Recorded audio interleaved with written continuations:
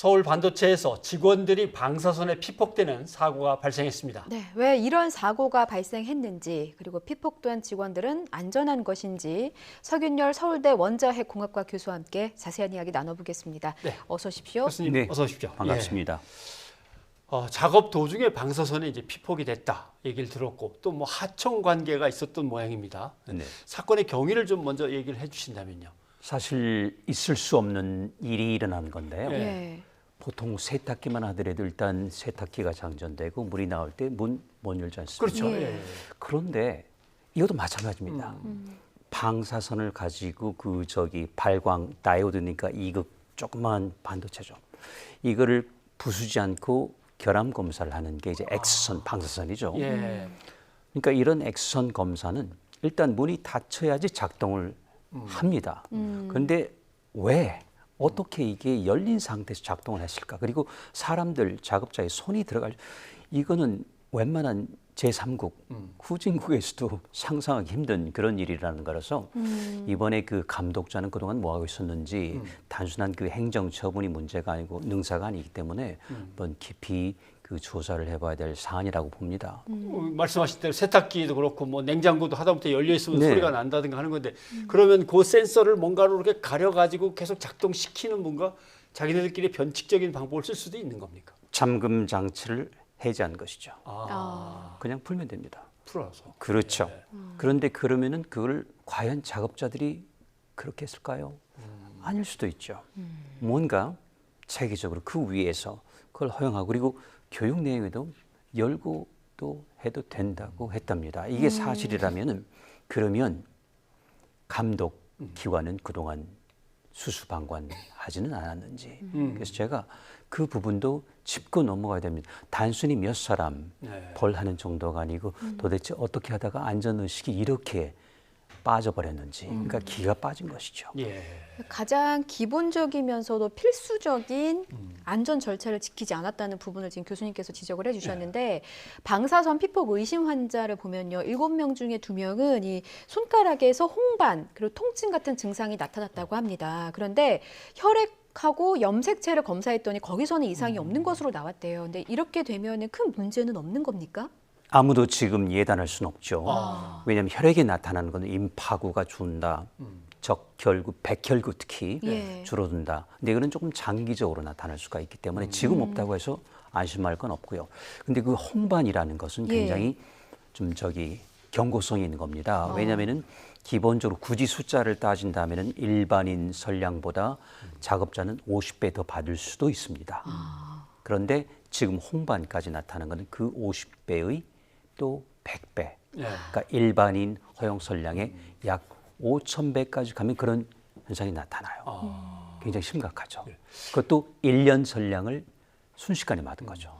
굉장히 큰 거라서 앞으로 주시해야 될 것 같습니다. 그 장기적이라고 좀 말씀을 해주셨는데 뭐 보통은 몇십 년 뒤에도 나타날 수 있는 겁니까? 그렇죠. 그러니까 이거는 당장 나타나지 않죠. 급성이죠. 예. 만성은 백혈병이면 10년.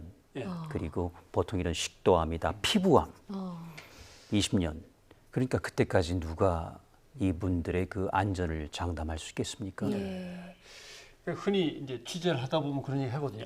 피 검사했는데 괜찮았어요라고 하는데 피 검사에도 나타날 정도면 그건 정말 최후까지 거의 가는 거나 마찬가지라는 얘기를 그거는 하거든요. 며칠 있다가 사망하게 되는 경우는 나타나죠. 예. 근데 그 정도는 아니었을 것입니다. 그렇지만은 이 양이 정말 사실이라면은 이보다 한 2배 정도 갔으면은 사망할 수도 있을 만큼 큰 겁니다. 왜냐하면 1년에 받을 기준이 순식간에 몇 초, 뭐 1초도 안 되겠죠.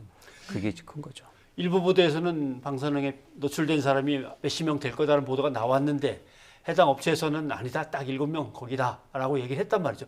사실은 어떨지 모르니까 다 조사를 받아봐야 되는 거 아닙니까? 이럴 때는 무조건 이 사고란 사후 대처보다는 사전 예방이 효과적이 경제적인. 지금 벌써 그렇다면은 그동안에 과연 관리 소홀히 했기 때문에 7명이 전부일까? 아닐 수도 있죠. 그 전 작업자들 어땠을까? 그리고 다른 업체들은 어떨까? 이 업체만 하더라도 제법 우리 국내에서는 뭐 최고 가는 기업이지 않습니까?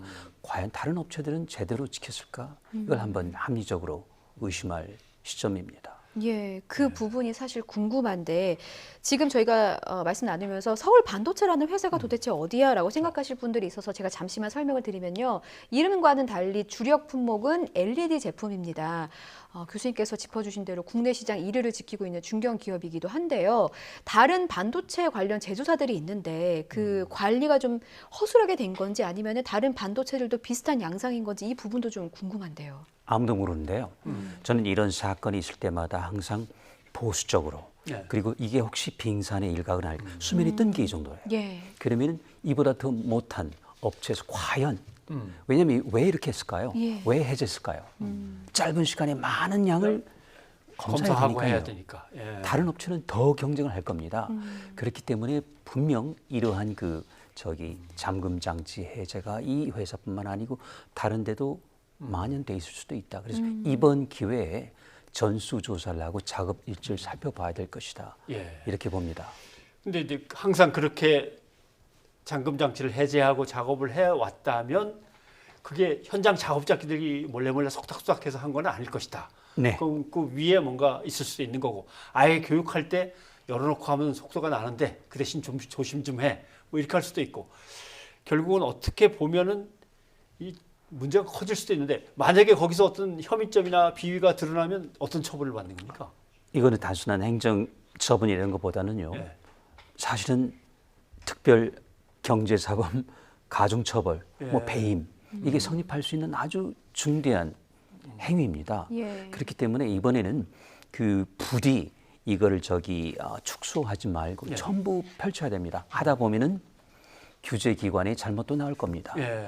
규제기관으로서는 원자력안전위원회 예. 그게 두려울 수도 있어요. 그래서 소폭을 하고 행정명령 안 됩니다. 전부 열어봐야 됩니다. 이런 사건에는 항상 물론 운전자 잘못이 맞습니다만 경찰관도 봐야 되지 않습니까? 예.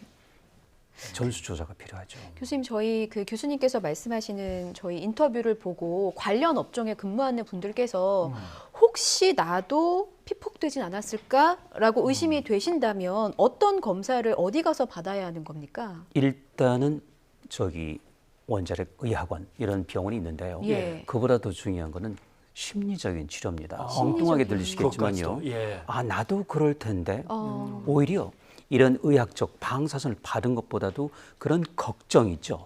이게 오히려 더 몸을 상하게 하고 정말 증상이 나타납니다.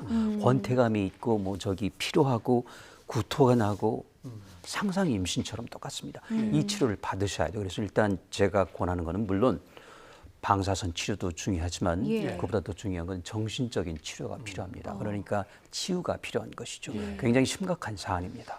어떻게 보면 그것도 회사가 인식을 바꿔서 그런 맞습니다. 직원들의 치유를 또 도와야 되겠죠. 그렇습니다. 지원하고. 우리 7명밖에 없어. 괜찮아. 이거는 아닙니다. 알겠습니다. 교수님 오늘 도움 말씀 고맙습니다. 고맙습니다.